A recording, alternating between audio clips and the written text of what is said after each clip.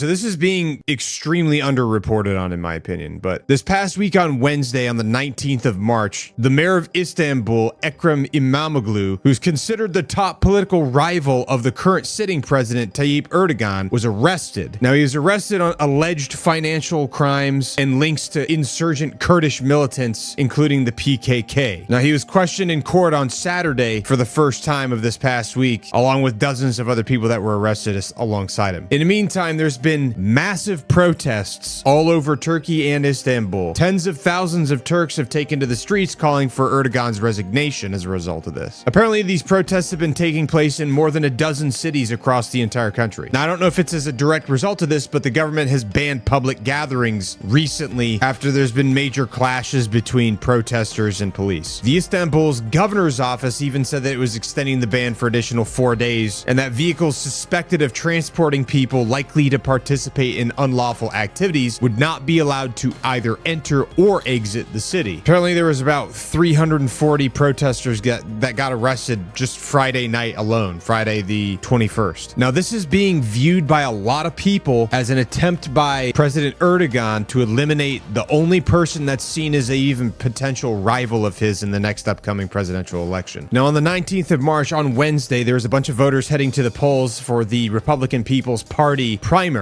in order to name Mr. İmamoğlu the party's candidate for the 2028 election there. Now, the Republican People's Party is the main opposition party in Turkey against Erdogan. And then as people were casting their votes, news broke that Mr. İmamoğlu had been arrested or detained as part of investigations alleging that he was guilty of corruption and terror links. Either way, there's been massive protests across the country as a result of this, despite the fact that the Turkish government has dismissed protesters' accusations and insists that Turkey's courts are still operating independently.